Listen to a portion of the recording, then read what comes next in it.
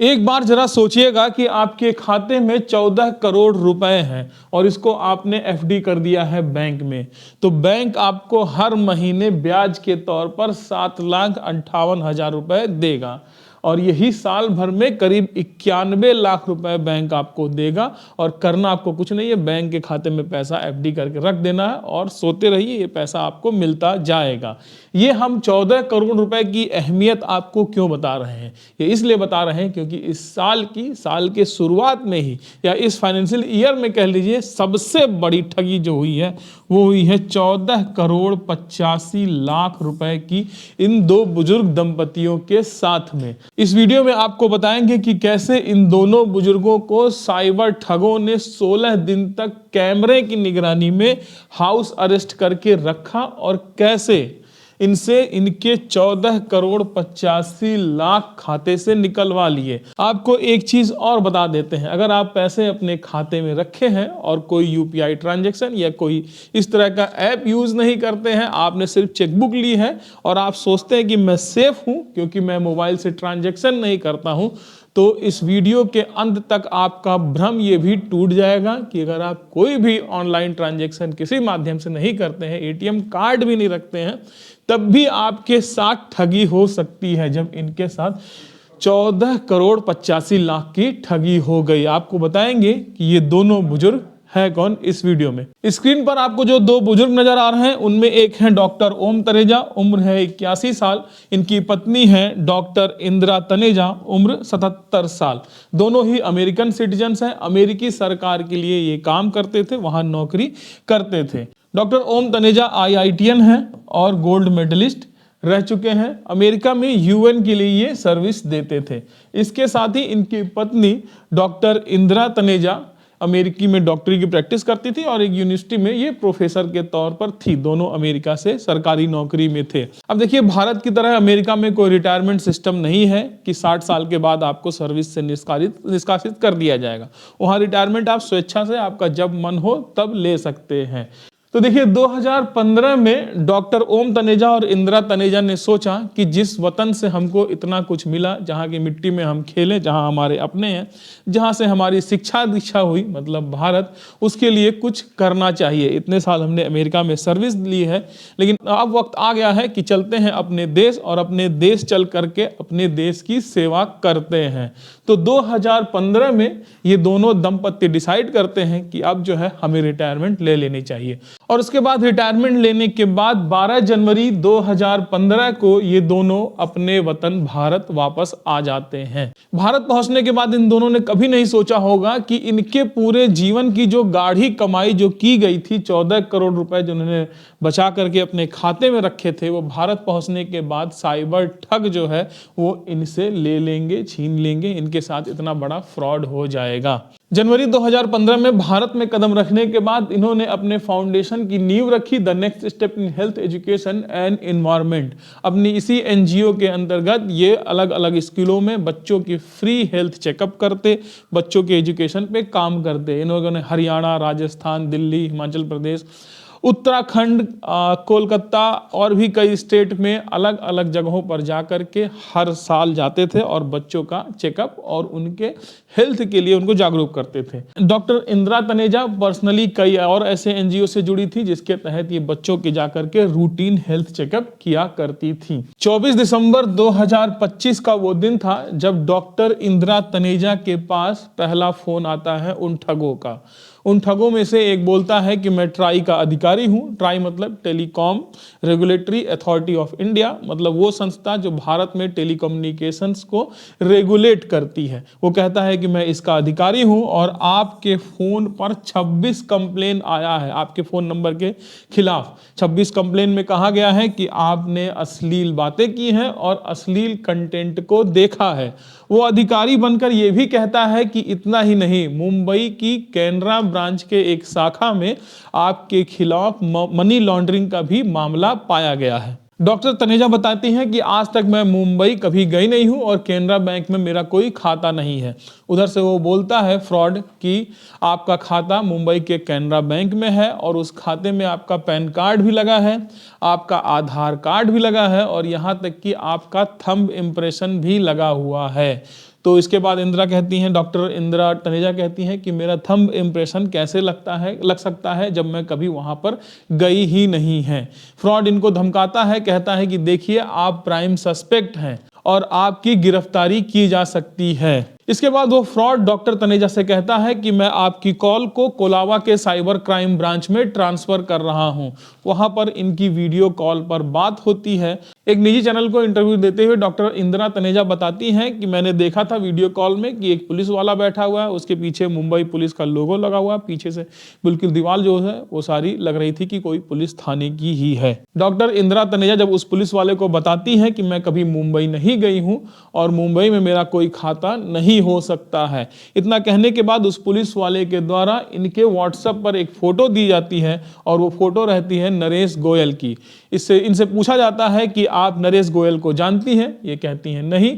तो पूछा जाता है कि क्या आपने कभी जेट एयरवेज में ट्रेवल किया है? तो ये कहती हैं 3 से 4 साल पहले मैंने कभी जेट एयरवेज में शायद ट्रेवल किया हो। फिर इनसे बताया जाता है कि नरेश गोयल ने नेशनल डिफेंस सिक्योरिटी में 500 करोड़ रुपए का फ्रॉड किया है और आपका भी नाम इसमें है, इसलिए आप प्राइम सस्पेक्ट हैं और आपको मुंबई आना पड़ेगा। उन ठगों ने इंदिरा तनेजा के ऊपर बैक टू बैक इतने आरोप लगाए कि इंदिरा तनेजा अब परेशान होने लगी थी, उनके झांसे में आने लगी थी।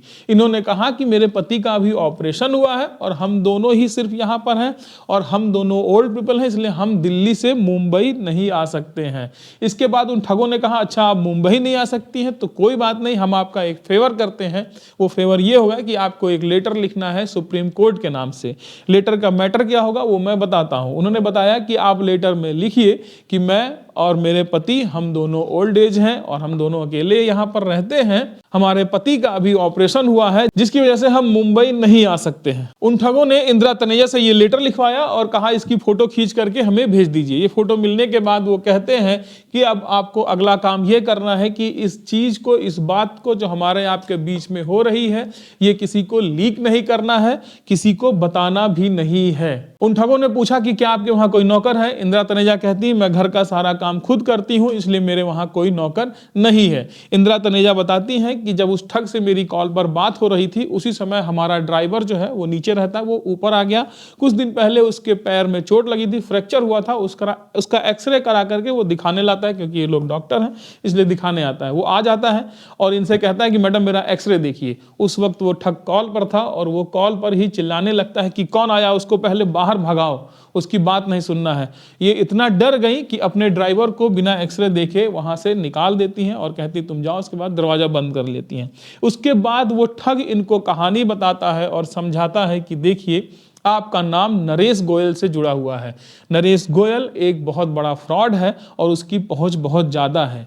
वो अपने ऐसे लोगों को मरवा देता है जिनका नाम पुलिस में लीक हो जाता है। अब क्योंकि आपका नाम पुलिस में लीक हो गया है तो नरेश गोयल के आदमी आपके अगल बगल घूम रहे होंगे और वो आप दोनों की कभी भी जान ले सकते हैं। इसलिए आपको किसी को भी नहीं बताना है कि हमारी जांच चल रही है, पुलिस वाले हमें इंटेरोगेट कर रहे हैं। ये चीज आपको किसी को नहीं बताना, बस अपने तक रखना है। इस तरह से वो ठग जो है इन दोनों लोगों को कन्विंस करते हैं कि आपको किसी को कुछ भी नहीं बताना है। उस फ्रॉड की ये बात मान करके ये दोनों बुजुर्ग दंपत्ति अब तक पूरी तरह से हाउस अरेस्ट हो चुके थे। इसके बाद वो फ्रॉड इंदिरा तनेजा से कहते हैं आप घबराइए मत, आपकी लाइफ की जिम्मेदारी हमारी है और पुलिस वाले आपके घर के अगल बगल घूम रहे हैं ताकि नरेश गोयल आपका कोई नुकसान ना कर सके। इंदिरा तनेजा कहती हैं अगर पुलिस वाले मेरे घर के अगल बगल घूमेंगे तो सभी को मोहल्ले में पता चलेगा। वो कहते हैं कि हमारे आदमी सिविल ड्रेस में आपके घर पर नजर रखे हैं और आपकी जान को कोई खतरा नहीं होगा। इसके बाद वो इनसे कहते हैं कि अब एक लेटर और लिखिए। वो ये कहते हैं कि आपके पास अभी तक जितनी भी संपत्ति है कैश में पड़ी हुई, चाहे वो बैंक खाते में हो, वो एफडी में हो, वो शेयर में हो, वो किसी जगह भी कहीं पर भी जो पैसा आपने लगा रखा है, एसआईपी हो, किसी भी तरह का कहीं पर इन्वेस्टमेंट भी किया हो, वो सारी चीजें हमें लिख करके एक लेटर में दीजिए। और याद रखिए कि अगर आपने कुछ भी छिपाने की कोशिश की, कुछ भी ऐसा चीज, चाहे वो कोई एफडी हो, चाहे कोई शेयर हो, कुछ भी अगर आपने नहीं बताया तो आरबीआई जो है वो उसे सीज कर देगी। वो फ्रॉड बोलता है कि ये लेटर आपसे इसलिए लिखवाया जा रहा है क्योंकि आपके नाम से जितना भी पैसा है उसको वेरीफाई किया जाएगा और ये सुप्रीम कोर्ट से एक आदेश हमें लेना पड़ेगा।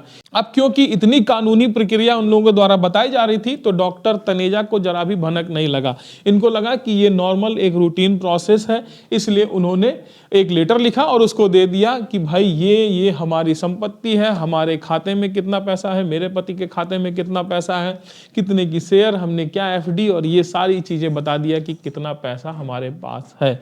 अब यहाँ से खेल शुरू होता है। वो दिन था 25 दिसंबर का, जब इन्होंने अपना सारा ब्यौरा इनको दिया, ठगों को दिया था। 25 दिसंबर को बैंक बंद होता है, लेकिन उसके बाद जब बैंक खुलता है तो वो ठग कहता है कि अब आपको 2 करोड़ रुपए हमारे बताए खाते में भेजना होगा, ताकि हम उस पैसे को वेरीफाई करें, और उस पैसे का वेरिफिकेशन के बाद आपको आरबीआई से वो पैसा आपके खाते में रिटर्न कर दिया जाएगा, अगर वो सही कमाई से हुआ तो। बार बार वो फ्रॉड इनको धमकाते भी रहते थे कि तुम लोग भारत माता की सेवा करने भारत में आए और यहाँ आके तुम भारत को ही लूट रहे हो। इस तरह से धमकियां, अपमानित करना, बार बार इनको नीचा दिखाना, ये सारा काम ये फ्रॉड कर रहे थे।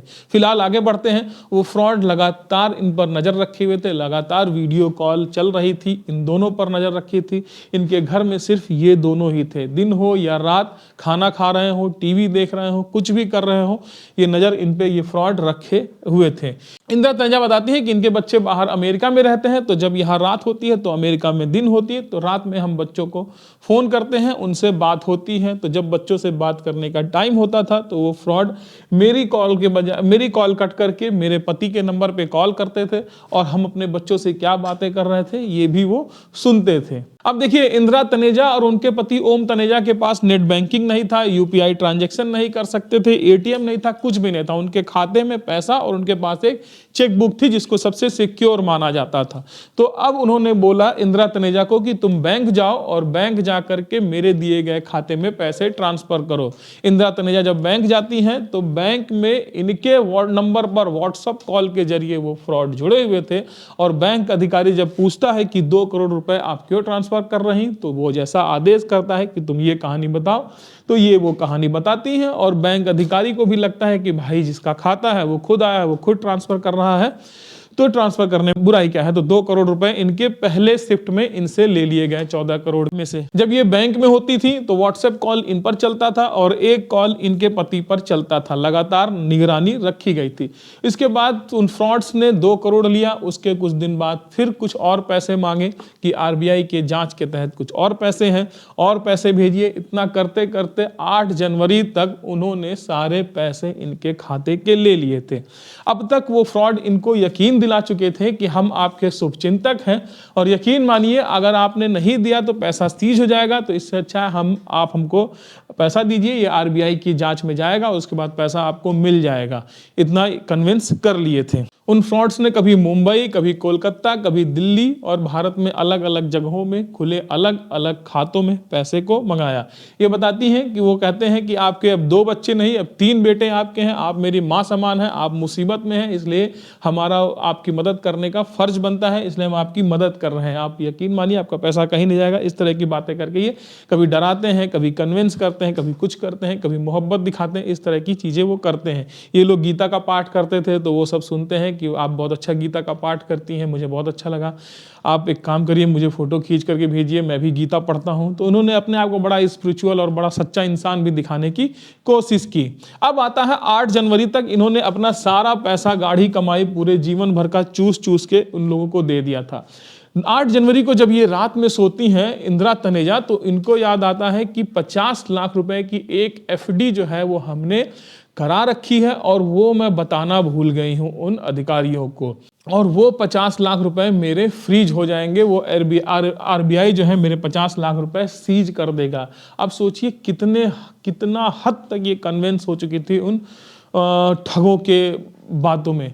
अगले दिन उठती हैं, वो बोलती हैं कि 50 लाख रुपए जो है वो हम बताना भूल गए थे, और वो हमने आपको नहीं बताया, वो एक एफडी हमारे पास और बची है। इतना सुनने के बाद वो भड़क गया। वो फ्रॉड कहता है कि आपने हमारा सारा एफर्ट, हमारी सारी मेहनत जो है उसको खराब कर दिया, बर्बाद कर दिया, हमने आपको बचाने के लिए इतना कुछ किया, एक काम करिए फटाफट जल्दी लाइए, नहीं तो वो 50 लाख भी आपका छिन जाएगा और आपकी गिरफ्तारी भी हो जाएगी। ये सारी कुछ कहती हैं, और फिलहाल 9 जनवरी को वो बचा हुआ 50 लाख भी वो जो है उन फ्रॉड्स के खाते में ट्रांसफर कर देती हैं। 9 जनवरी को अचानक फिर कॉल कट जाती है और वो सारे फ्रॉड डिसअपियर हो जाते हैं, इनके पास कोई कॉल नहीं आती। इसके बाद आता है दिन 10 जनवरी का। उन फ्रॉड से इनका कोई संपर्क नहीं हो पाता है। ये काफ़ी चिंतित रहती हैं कि मेरा पैसा अभी आरबीआई से चेक होकर के वापस मेरे खाते में नहीं आया, काफ़ी टेंशन में रहती हैं।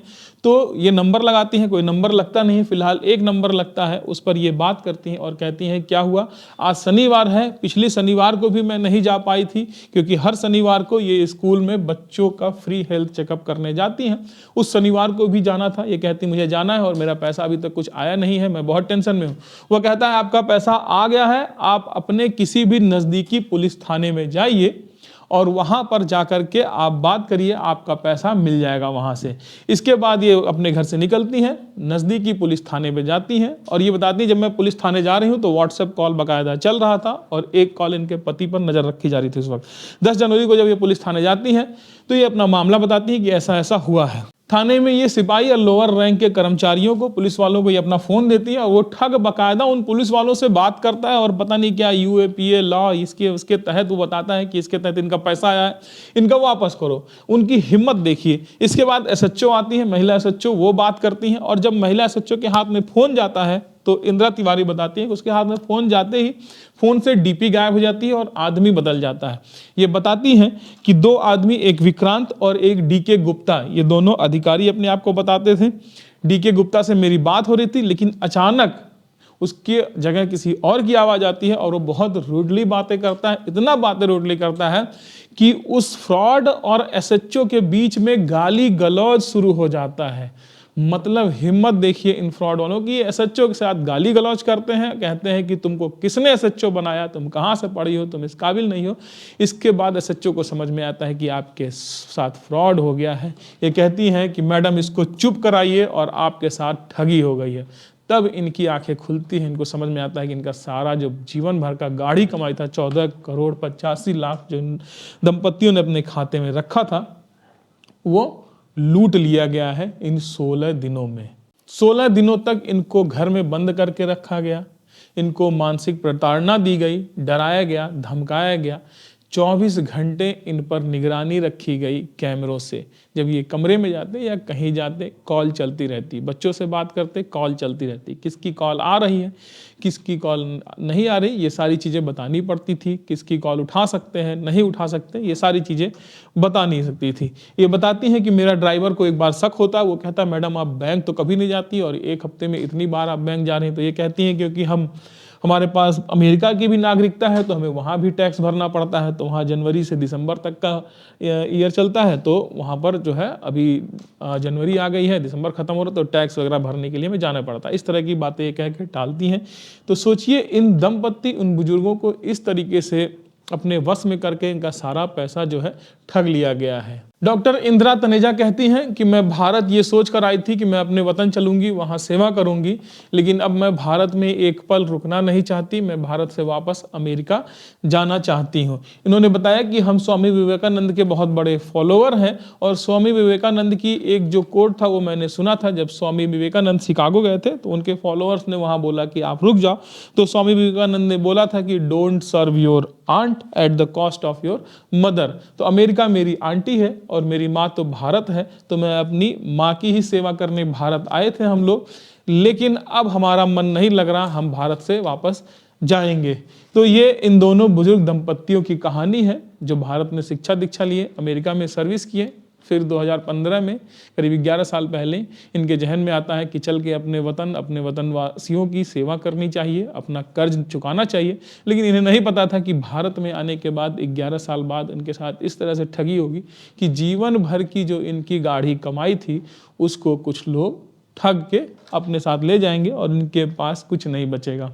फिलहाल अब ये लोग इस आस में हैं कि शायद पुलिस इनको न्याय दिलाए, शायद इनका पैसा रिकवर हो और इनको पैसा वापस मिले। कुछ आंकड़ों पर आपकी नज़र डालेंगे कि भारत में किस तरह से साइबर अपराध जो है वो अपनी जड़ें जमा रहा है और साइबर अपराध इस समय भारत में किसी महामारी से कम नहीं है। हर कोई ऐसा है जो कभी ना कभी ठगा ना गया हो या किसी के पास 10 से 20 अपराध करने वाले टारगेट ना किए हो किसी को। आप जो लोग देख रहे हैं आपके पास भी 2-4 मौके पर जरूर कोई ना कोई साइबर ठग जो है वो कॉल कर रहा होगा। तो ये धंधा बहुत तेजी से भारत में पनप रहा है। आपको कुछ आंकड़े दिखाते हैं। देखिए, Indian cyber crime coordination centre और national cyber crime reporting portal NCRP के अनुसार पिछले 6 सालों में मतलब 2020 से 2025 में 52,976 करोड़ रुपए से भी ज्यादा की जो है ठगी भारत में हो चुकी है। देखिए, 2023 में 7,463 करोड़ रुपए की ठगी हुई।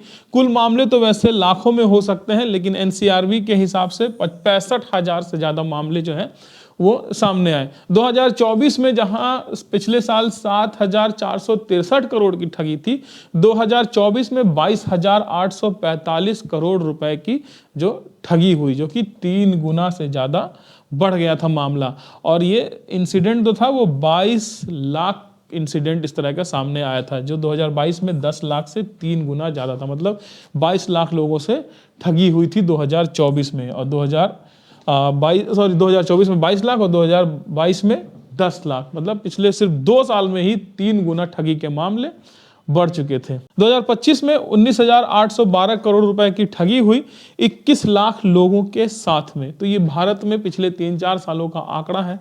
अब देखिए, डिजिटल अरेस्ट के कितने मामले सामने आए, जैसा कि इन दंपत्ति के साथ हुआ जिनको 16 दिन तक डिजिटल अरेस्ट करके रखा गया। 2022 में 39,925 मामले डिजिटल के किया है। 2024 में ये बढ़ करके 1,30,662 हो गया, मतलब 3 गुने से ज्यादा की बढ़ोतरी हुई। 2025 में अब तक जो है, ये आंकड़ा पहले का है, 17,718 जो है ये कुल फ्रॉड के मामले डिजिटल अरेस्ट में सामने आए थे। 2024 में डिजिटल अरेस्ट से करीब 2,400 करोड़ रुपए ठगे गए। तो ये कुछ आंकड़े हैं जो भारत में बढ़े जा रहे हैं। हालांकि कुछ फंड भी रिलीज किया जा रहा है सरकार के द्वारा कि ये डिजिटल अरेस्ट को रोकने के लिए, बजट भी आ रहे हैं, लेकिन हो क्या रहा पता नहीं। फिलहाल ग्राउंड पे तो कुछ नज़र नहीं आ रहा। डिजिटल अरेस्ट या इस तरह की ठगी के मामले, साइबर ठगी के मामले कम होते तो नज़र नहीं आ रहे हैं। हाँ, हालांकि बढ़ते जरूर नज़र आ रहे हैं। कुछ भारत में ऐसे क्षेत्र भी हैं, जैसे जामताड़ा कह लीजिए, हरियाणा कह लीजिए, हरियाणा में भी एक जगह है। इसके बाद अभी यूपी में भी एक जगह पहचानी गई जहाँ से इस तरह की ठगी को अंजाम दिया जाता है। तो ये क्षेत्र वाइज भी अब बढ़ रहे हैं, जहाँ पर पुलिस और प्रशासन भी नहीं जा सकती है, जहाँ कोई नहीं जा सकता। तो इस तरह के मामले बढ़ रहे हैं। लेकिन अब देखिए कब तक हमारा भारत जो है, बाकी अपराध तो है भी, एक नए तरीके का अपराध है, इसमें भी मजबूती से अपनी जड़ें, अपनी पैरों को मजबूत कर रहा है। देखिए कब हम इससे छुटकारा पाएंगे और कब ओम तनेजा जैसे लोग और इंदिरा तनेजा जैसी महिलाओं को न्याय मिलेगा जिनके साथ इतनी बड़ी ठगी हुई। फिलहाल आप वीडियो में कमेंट करके जरूर बताइएगा कि अगर आपके साथ भी कभी कोई ठगी हुई या किसी ने ठगी करने की कोशिश की है तो जरूर बताइएगा। और एक चीज़ का ध्यान रखिए, कोई भी इस तरह की कॉल आती है, कोई कहता है कि आपने अश्लील कंटेंट देखा है, आपने ये किया है, तो उस पर यकीन ना करिए। कोई भी कहे कि आपको कैमरे के सामने रखना है, तो कोई पुलिस वाला, कोई भी अधिकारी कोई इस तरह की कॉल नहीं करता है। ठीक है, तो ये सारी चीज़ें ध्यान रखिए और वीडियो में कमेंट करके जरूर बताइएगा। नमस्कार, मैं ब्रिजेंद्र कुमार।